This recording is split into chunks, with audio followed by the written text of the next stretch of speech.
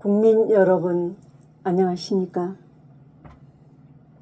저는 이번 대통령 선거에 나선 기호 2번 국민의힘 김문수 후보의 아내 설란영입니다.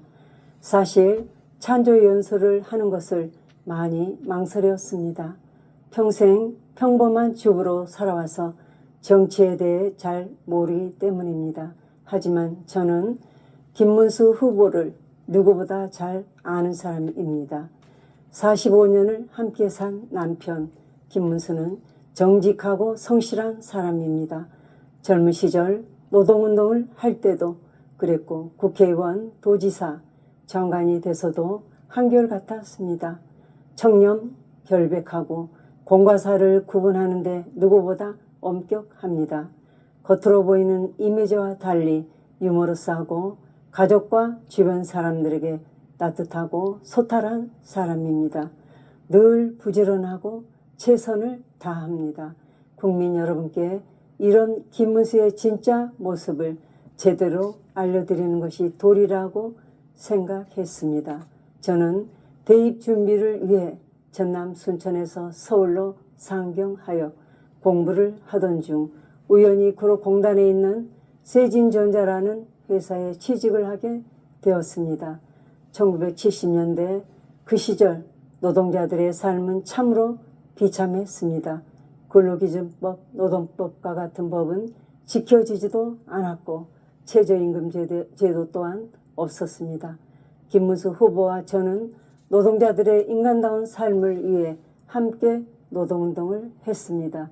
1981년 결혼 이후 서울 봉천동에서 단출하게 신혼생활을 시작했습니다. 5공화국이 들어서자 남편은 더 이상 공장을 다닐 수가 없었습니다. 저도 딸아이를 출산하고 다니던 회사를 그만두게 되었습니다. 서울대 근처에 조그만 서점을 운영하면서 저는 현장에서 물러난 여성 노조 간부들과 함께 한국여성노동자회라는 단체를 만들었습니다. 저 자신을 포함한 당시 여성은 결혼을 하고 아이를 낳으면 일을 계속할 수가 없었습니다. 그래서 지금의 어린이집과 같은 타가소를 처음으로 만들었습니다. 남편은 명유아를 위한 타가 사업에도 적극 참여했습니다. 서울, 경기 5곳에 일하는 여성을 위한 타가소를 만들었습니다. 김문수 후보는 일하는 여성들의 현실과 육아 문제를 잘 아는 사람으로 그 어떤 해법을 찾으려고 많은 노력을 기울였다고 생각합니다. 김문수 후보는 1986년 5.3 인천 시위를 주도한 혐의로 보안사에 붙잡혀 가서 온갖 고문을 당한 뒤 구속됐습니다. 저는 계속 서점을 운영하면서 옥바라지와 여성운동을 하면서 바쁘게 지냈습니다. 딸아이는 타가소에 맡겨 주중에는 타가소에서 지내고 주말에만 집으로 와 저와 함께 보냈습니다. 1년쯤 지나 5살 된 딸아이를 데리고 목포 교도소로 면회를 갔습니다. 면회 신청을 한 지 한참을 지나 저는 남편과 창살 너머에 마주했습니다. 아빠의 얼굴을 자주 보지 못했던 딸이 놀라지는 않을까 걱정이 됐습니다. 하지만 딸은 아무렇지도 않게 자기가 한글도 깨우쳤고 읽고 쓸 줄을 안다고 자랑을 늘어놓았습니다. 그때 아버지 김문수는 저희 딸에게 많이 미안해했을 겁니다. 주머니에서 작은 물건을 꺼내 주었는데 교도소에서 나눠주는 과자 봉지 속에 있던 장난감이었습니다. 제 딸은 지금 결혼해서 2아이의 엄마가 됐습니다. 그때 아버지에게 받은 그 장난감을 지금까지 소중하게 간직하고 있습니다. 김문수 후보는 서민적인 사람이 아니라 서민 그 자체인 사람입니다.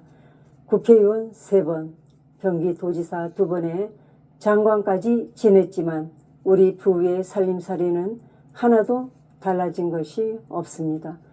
김문수 후보는 평소에 전철을 타고 다니고 걷는 것을 좋아합니다. 고용노동부 장관 시절에도 일과 후에 주말에는 전철을 이용했습니다.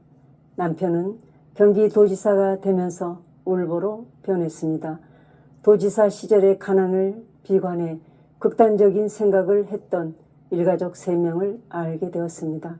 그래서 경기도청에서는 그 가족들에게 생계의 수단으로서 행상 트럭을 제공하였습니다. 트럭을 전달하는 날 김문수 후보와 그 가족들이 끌어안고 펑펑 울었습니다. 이 사업이 경기도지사로 일할 때 시작한 위기가정 무한돌봄 사업입니다. 남편은 위기가정 대상자들을 만날 때마다 마음 아파했습니다. 한센촌에 가도 매번 그들의 꼬막손을 붙잡고 울었고 학교를 다니지 못하는 한센인들을 위해 한글 학습당을 만들어 주었습니다. 한글을 깨친 한센인들이 김문수 후보에게 편지를 써서 보냈습니다. 유경수 여사 일에 우리에게 이렇게 따뜻하게 해준 사람이 없었다고 했습니다. 김문수 후보는 청렴, 결백을 넘어서 돈을 무서워하는 사람입니다. 널리 알려져 있다시피 저희는 법인카드와 관용차 사용 등은 엄격하게 규정을 지켰습니다. 조금이라도 오해를 살 일은 절대로 하지 않았습니다. 많은 사람들이 인기 발언 좀 하라고, 포퓰리즘도 좀 하라고 권합니다. 김문수 후보는 진실이 아닌 거짓을 말할 수는 없다고 합니다. 우리 세대가 잠시 편하자고 후대의 미래를 망칠 수는 없다고 합니다. 제 남편 김문수 후보는 진실하고 따뜻한 사람입니다. 저에게는 늘 다정다감한 사랑꾼이고 딸바보 아빠입니다.